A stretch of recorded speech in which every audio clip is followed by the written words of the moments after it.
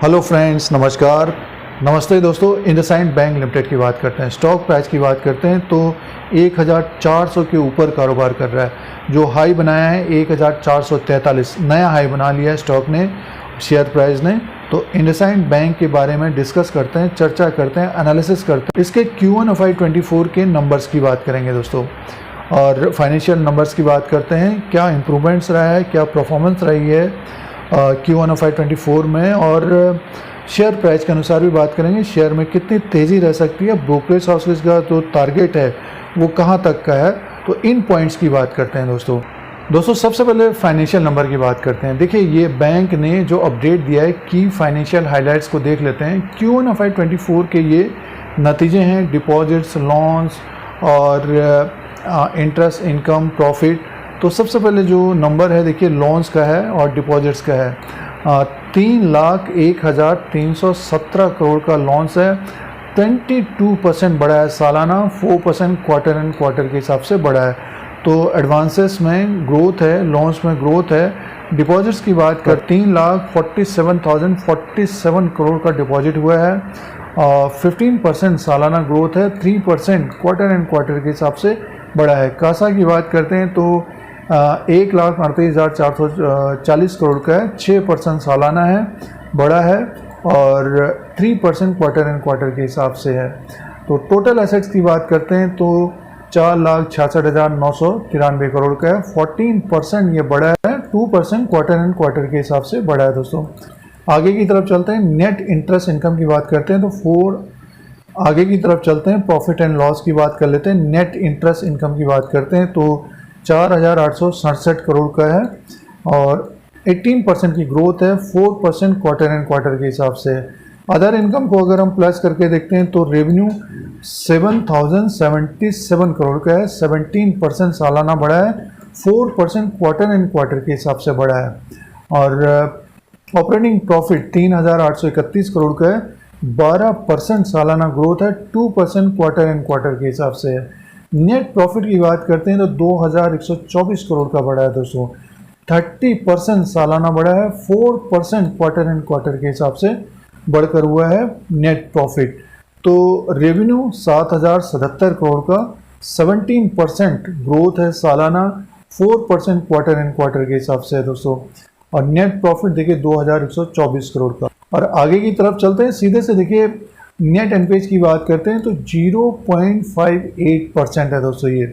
तो देखिए एक तरह से देखिए जो नेट एनपीए है 0.58% है इंडसइंड बैंक। तो ग्रोथ रही है Q1 FY24 में। अब दोस्तों बात करते हैं चार्ट पैटर्न के अनुसार। डेली कैंडल्स हैं इंडसइंड बैंक के ये, और स्टॉक में तेज़ी देखने को मिल रही है। देखिए ये अभी इसी साल 11/4/2023 को 1000 में था दोस्तों, 1000 से ये बढ़कर 1400 तक पहुंच गया है। अब देखिए 1420 1430 के आसपास ये कारोबार कर रहा है 19 जुलाई 2023 को। तो आगे की बात करते हैं, स्टॉक में तो एक तरह से तेज़ी है, जो ट्रेंड है, अप ट्रेंड है, बुलिश मूड है। तो आगे की बात करते हैं तो देखिए स्टॉक ऊपर की तरफ लगभग 1500 तक जाता हुआ दिखाई दे सकता है। बीच में देखिए 1448 और 1455 का एक इसमें रेजिस्टेंस होगा, और 1490 और 1500 के ऊपर अगर एक क्लोजिंग देता है तो इसमें एक और तेज़ी बन सकती है। ऊपर की लेवल पे लगभग 1577 तक जाता हुआ दिखाई दे सकता है दोस्तों।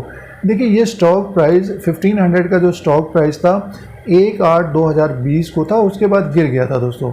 और उसके बाद देखिए स्टॉक में एक तेज़ी तो बनती थी, बट ये कि स्टॉक 1300 को क्रॉस नहीं कर पा रहा था। ये 1300 को जैसे ही इसने क्रॉस किया है तो अब 1400 के ऊपर है। नेक्स्ट जो लेवल होगा, रेजिस्टेंस होगा 1490 और 1500 का होगा। 1500 को क्रॉस करता है तो 1577 तक जाता हुआ दिखाई दे सकता है। बीच बीच में मुनाफा वसूली आती हुई देखी जा सकती है, जैसे कि अभी आज के दिन ये 1420 में है तो 1370 का एक सपोर्ट होगा। उसके नीचे अगर स्टॉक आता है तो 1300 तक आता हुआ दिखाई दे सकता है।